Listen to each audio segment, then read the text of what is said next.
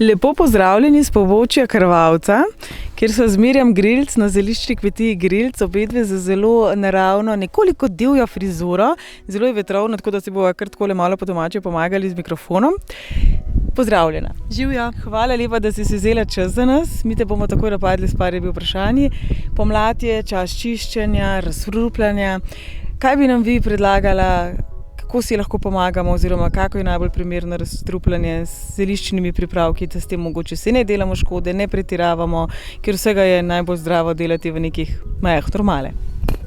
Se pravi, poleg lahke hrane, ki naj bi prišla v poštev v pomladnem času, bi priporočala mogoče kakšne zeliščne kapljice, to je kopriva ali pa seveda tudi koprivin čaj. Potem bi priporočala regratove kapljice, se pravi kapljice pripravljene iz regratovih korenin. To so izredno učinkovite kapljice za čiščenje jeter, izredno dobra pomoč pri težavah s putiko. Potem bi priporočala kakšen trpotec, mogoče svež trpotec v solati, da ga dodajamo solatam. Skratka, je kar nekaj takih stvari, ampak že te tri, ki sem naštela, so v bistvu že zelo učinkovite, če se res lotimo nekega čiščenja. Sicer pa vse te mlade rastline, mlade listke, mlade cvetove, ki jih imamo zdaj v bistvu kar že polne travnike, lahko naberemo in sveže dodajamo v bistvu k solatam, lahko k juham, kakšnim jajčkam. Skratka, to vrstna zelišča lahko uporabimo na več načinov. Kaj bi pa vi recimo tistim, ki smo iz mesta in smo popolnoma izgubili stik z naravo, recimo tega je veliko, predlagala, kako naj se lotijo tistih prvih korakov, ko še razpoznavajo zelišča, kaj je zdravilno, kako zdaj ravnati in tako naprej. Kaj je bila taka najbolj osnovna, mogoče popotnica ali pa spodbuda?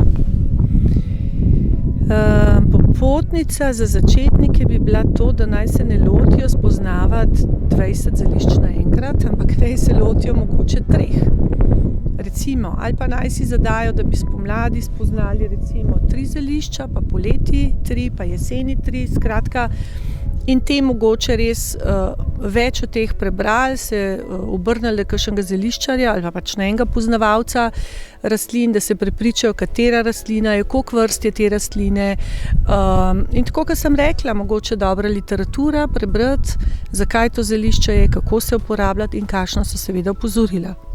Tudi to se mi zdi zelo pomembno. Ja? Se mi zdi, da na pamet zdaj govorim. Vemo, da je trpotec zdravilen, včasih mogoče tudi pretiravamo ali pa se narobe stvari lotevamo. Čeprav razumem, vas je učila babica? Ne? Mene ni učila babica, da bi me učila, ne, ampak se pa spomnim, seveda moja babica, stara mama, je bila doma v Grosupljem in narava je takrat ponujala, tako kot zdaj, marsikaj, s tem, da so ljudje bili vseeno bolj povezani z naravo in tam ni bilo vprašanja, si zeliščar ali nisi zeliščar. Šipek, če je rastel, se je nabral in če je bila lipa na dvorišču, se jo je natrgal za čaj. In pač nekako to sem prinesla od starih staršev, pa potem tudi od svojih staršev, mama bolj kot oče, seveda ni bil prav zelo dejaven na tem področju, ampak z mamo sem pa res nabirala vse, kar se je dalo nabrati v naravi, tako da imam lepe spomine na to in se mi zdi lepa dediščina. Ja, brez skrbi. Kakšna bi pa vi želela, da je vaša dediščina? Kje vidite svojo vlogo, svojo pot? Moja dediščina, moja pot... Ja, glejte, moja pot je pač kakršno sem si izbrala, se pravi zeliščarstvo, biti zeliščarka, to me navdaja z eno tako radostjo, bom rekla. Glejte, rada se pogovarjam o tem, rada kaj napišem, napisala sem tudi že nekaj knjig, že s tem sem pokazala, da rada delim svoje znanje, nisem tudi nenaklonjena kakšnemu pogovoru, če se kdo oglasi pri meni ali če me pokliče, če rabi pomoč, če se na kakšno stvar ne spozna prav dobro, pa bi jo rad bolje spoznal. Na ta način, kaj dosti več ne. Se mi zdi nekako, da zeliščarstvo je ena taka zelo skromno področje in se mi zdi, da zeliščarji bi predvsem mogli biti v bistvu skromni, kar pomeni biti v stiku sami s sabo in z naravo. Absolutno, tudi če ne delaš na sebi, sigurno se to pozna potem tudi na delu, ki ga oddajaš. Odmerjam kontakt, da boste našli tukaj nekje spodaj napisan, pa tudi na ostalih povezavah, tako da boste lahko tudi sami kontaktirali. Kaj pa bi recimo svetovali za krepitev imunskega sistema? To je eno tako zelo klasično vprašanje, bom rekla, ne. Zelo sem to tako dolgočasna, vem. Nisem to tako mislila, ampak res se mi zdi, da ljudje se tega najhitreje spomnijo, pa se v bistvu je s tem zelo dobro in zelo na mestu vprašanje, kajti imunski sistem je tisti, ki narekuje zdravje pravzaprav, ne. Če imamo tega dobrega, potem več ali manj ne rabimo imeti doma celo mizo samih pripomočkov, bodisi takih ali drugačnih, za zdravje. Se pravi, imunski sistem bi jaz predlagala kapucinko.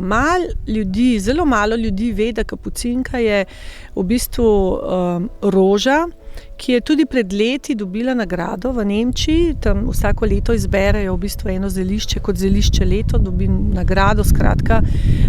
Kapucinka je pred leti dobila ravno zato, ker je v bistvu tako zelo koristna za imunski sistem. Je pa edino treba vedeti, da uporaba kapucinke je ali sveža ali v tinkturi, se pravi zelišče ne sušimo, ne cvetov, ne listov, ne sušimo, lahko jih vlagamo, lahko jih skratka uporabimo na več načinov, ampak je izredno učinkovita. Deluje tudi protibakterijsko, skratka ima en cel kup dobrih učinkovin na naš organizem, zato bi mogoče celo to bolj izpostavila kot pa ameriški slamnik, ki mu ne bi rada delala, absolutno ga ne bi rada prezrla, ker je seveda tudi vrhunska roža, kar se tiče imunskega sistema, tudi zelo hitro deluje, ampak je prav, da ljudje spoznajo tudi če kaj drugega, ker veste, kapucinka je bila roža, ki nekoč so jo ženske imele doma, mogoče v enem tegelčku ali pa mogoče na enem balkončku, ampak nikoli noben ni pomislil, da bi lahko listek utrgal in da ga dobesedno pojedel, da bi lahko pripravil solato in utrgal cvetove ali pa list in ga nasekljal in dal noter. Zelo je aromatična, ima okus je nekje med kakšno redkvico, recimo bi ga lahko vključili, skratka je za probati. Tako se mi zdi, da je veliko takih stvari. Ne vem, nedavno sem prebrala, da je največ C-vitamina dejansko v trobentici. Pa jo tudi ljudje dodajajo solatam in tako naprej, tisti, ki se spomnijo. Se mi zdi, malo eksperimentiranja je za zraven. V mladnem času lahko takole rečem, da v večina teh divjih tudi rastlin, niso vse zeliščne, je večino zelo veliko C-vitamina. Tako da C-vitamina, železa, ogromno mineralnih snovi, tako da spomlad je res bogata, kar se tega tiče. Tako da tisti, ki imajo namen v bistvu se tega poslužiti, je fino, da začnejo zdaj, ker avgusta bo za marsikaj prepozen. Ja, sigurno. Mi, da tole zdaj snemava aprila, tako samo za informacijo tistim, ki boste to gledali kasneje. Kaj pa vas največkrat sprašujejo? Po kaj pridejo k vam, ko potrebujejo pomoč? To bi pa zdaj zelo težko odgovorila, ker ne bi mogla nekaj izpostaviti. Zelo veliko težav je z ožiljem, veliko težav je z previsokim krvnim tlakom, jetra so stalno na tapeti, ampak temu se tudi ne čudim, ker jetra, ljudje smo danes zelo jezni, pa zelo siti, vsega imamo preveč in se je težko upreti in seveda organizem vsega tega ne zdrži. Zdrži mogoče pri človeku, ki je tudi fizično dejaven, vemo pa, da danes je to zelo vprašljivo.